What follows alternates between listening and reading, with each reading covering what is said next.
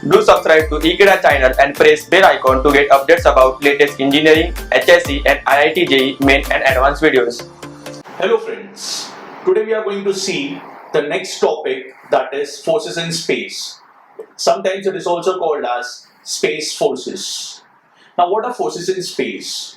We have seen forces in two-dimensional structures or on a single plane. Now we have forces in three-dimensional structures or space forces. So what are space forces and what is required to solve space forces? We'll see in detail how to go about it.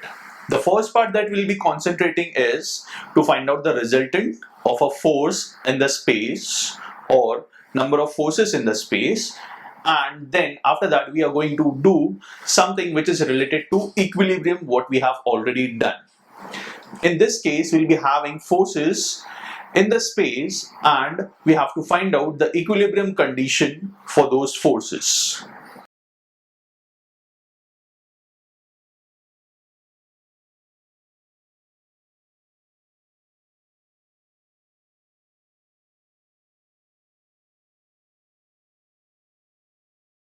Now this is my space diagram which I am having. Now if I say there is a force passing between 2 points, say A and B.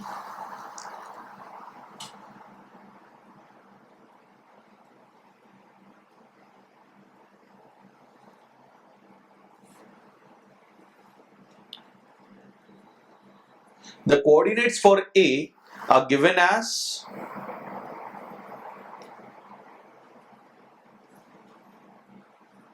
whereas for B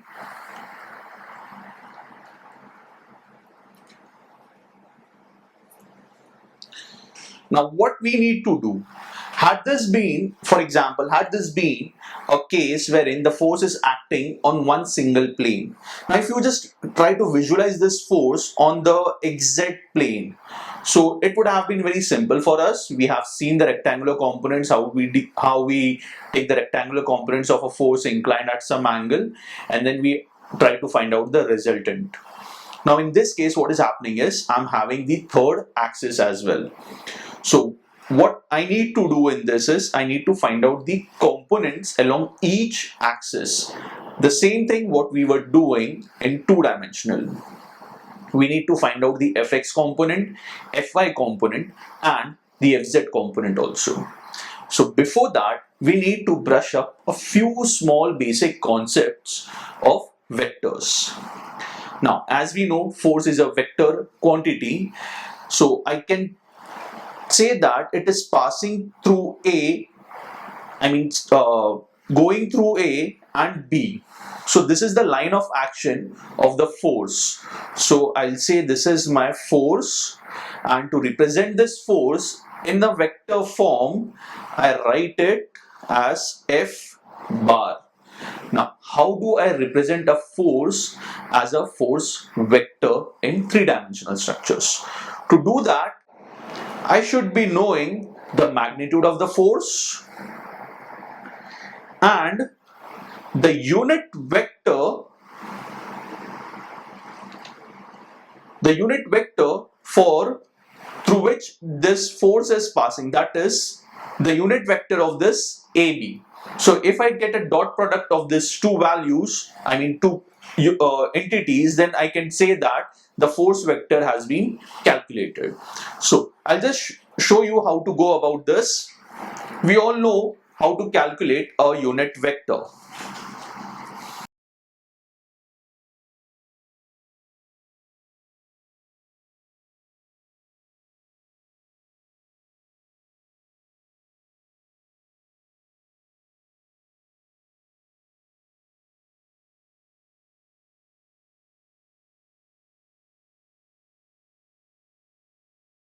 So this is my unit vector for AB. That is pretty simple. Whatever values you have, like in this case, the force is starting from A, going through B. The coordinates of A are x1, y1, z1, and for B it is x2, y2 and z2. So to find out the unit vector, what we do is we subtract from this ending point to this original point or the originating point. So it is x2 minus x1, y2 minus y1 and z2 minus z1. This is very important. If we take this in the reverse direction, then the whole magnitude goes in the negative side. That means the force cut direction changes. The force which was acting in this direction becomes a force acting towards the origin. So that is which we don't want to take place right now. So it is always, you have to take care, check the direction of the force. It is going from A to B, so we subtract it like B minus A. So you have to take care of that. Now this is how I have got the unit vector. Now to get the magnitude,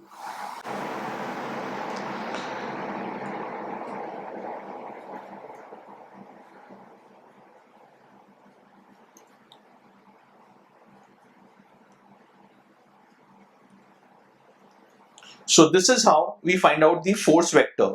If we are given the magnitude, we have to just take the dot product and find out dot product with the unit vector, and we can get the force vector.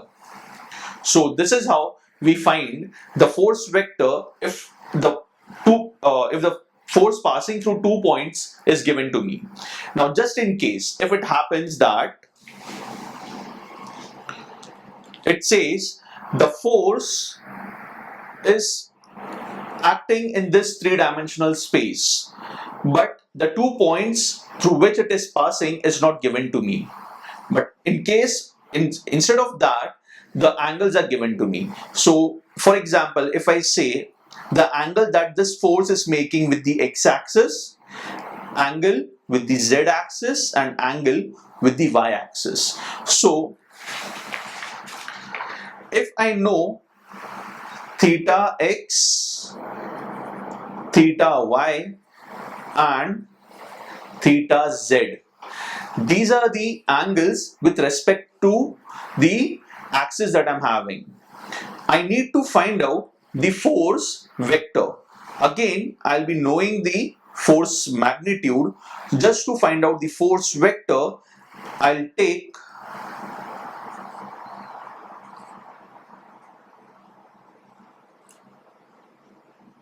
it is f cos theta x I, f cos theta y j plus f cos theta z k.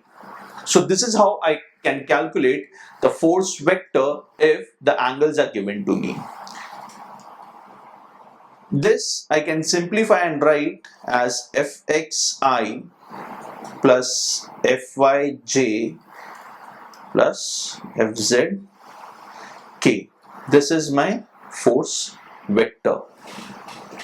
I can simplify this as cos theta x is nothing but fx by f. Similarly, cos theta y is fy by f and cos theta z is fz by f. You all should remember that there is one identity that we had studied, and that is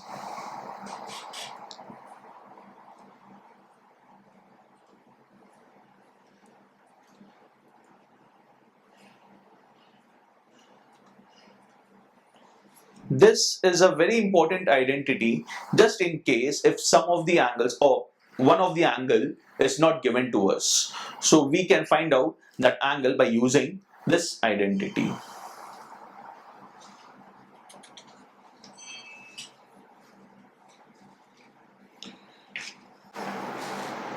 Now we have seen that how to find the force vector. Now if I want to find out the moment of a force about a point, what do we do?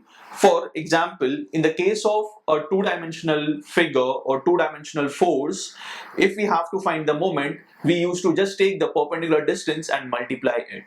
Now in this case, in space forces, what we need to do is, we need to first find out the force vector. as you have seen how we calculate the force vector.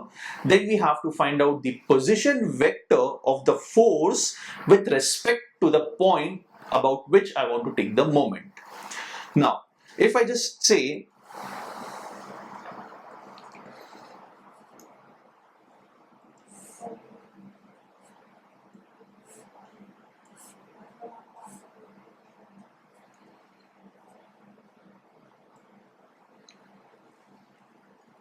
for example, this force is acting in space, passing through points A and B. I need to take the moment of this force with respect to point C. The coordinates of these points will be known to me. Like in this case, I'll say x1, y1, z1.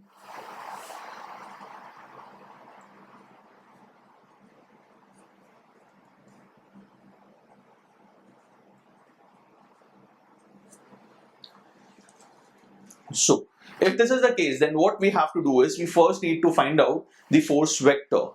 Finding out the force vector is a simple task now. What we do is we know the magnitude and we multiply this magnitude, or we take the dot product of this magnitude with the unit vector of through the points. Through the points through which the force is passing. So that is F bar is nothing but magnitude dot product A B. Now once I get this, what I need to do is I need to find out the position vector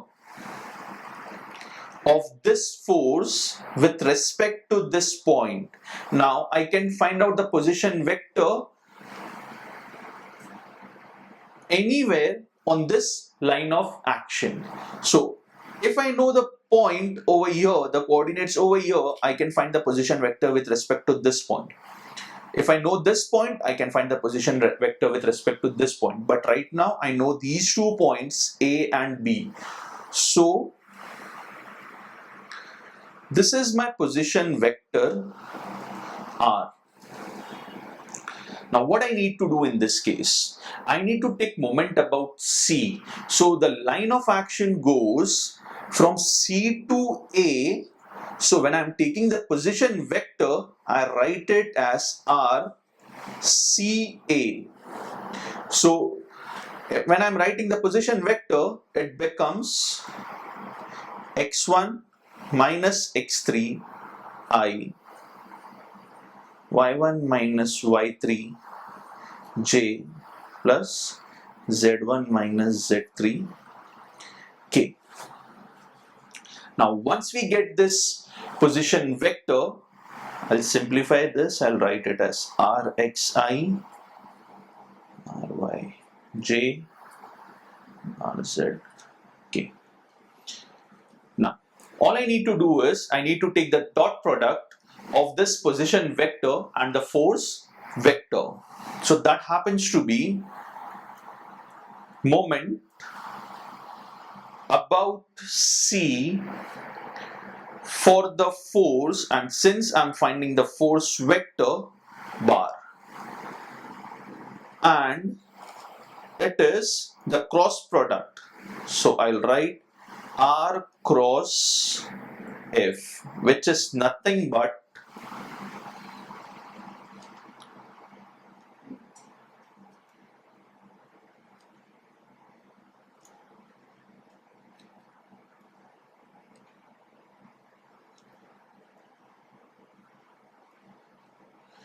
this is how we calculate the moment of a force about any point.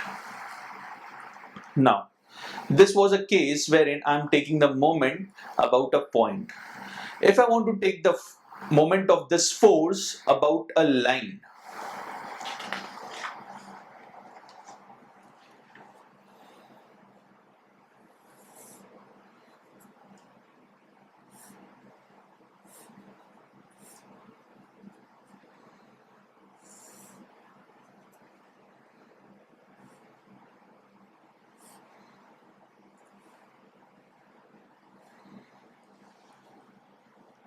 now, if I want to find out the moment of this force AB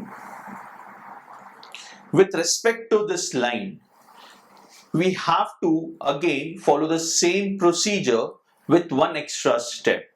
That is, we first find out the force vector, then we find out moment of the force with respect to any one point on the line, that is, say, point P in this case. Now once I get this, I need to find out the unit vector of the line, and then I'll take moment of this force about this PQ by taking the dot product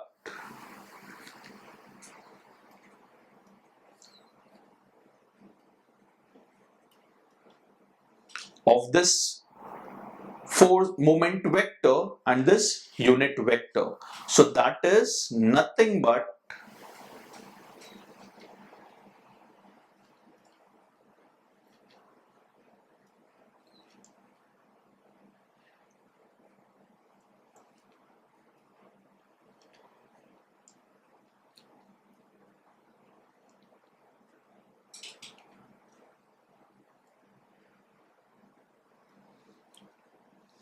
so this is how we calculate the moment of a force about a line.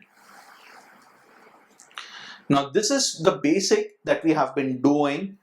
Now if I want to find out the resultant of a force, it is same as what we were doing in two-dimensional structures. For example, if I have n number of forces acting, so in this case all I need to do is to find out the resultant. It will be the summation of all the force vectors. For example, if I'm having three forces acting, I'll first find out those force vectors, that is each force vector,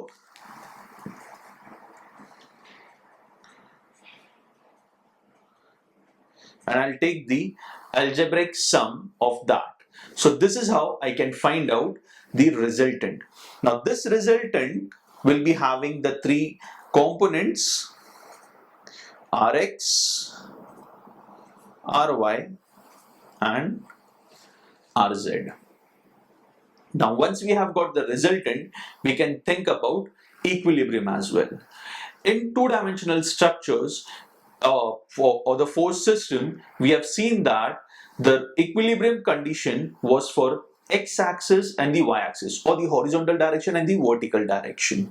Now in this case, since we are having a three-dimensional space force, equilibrium condition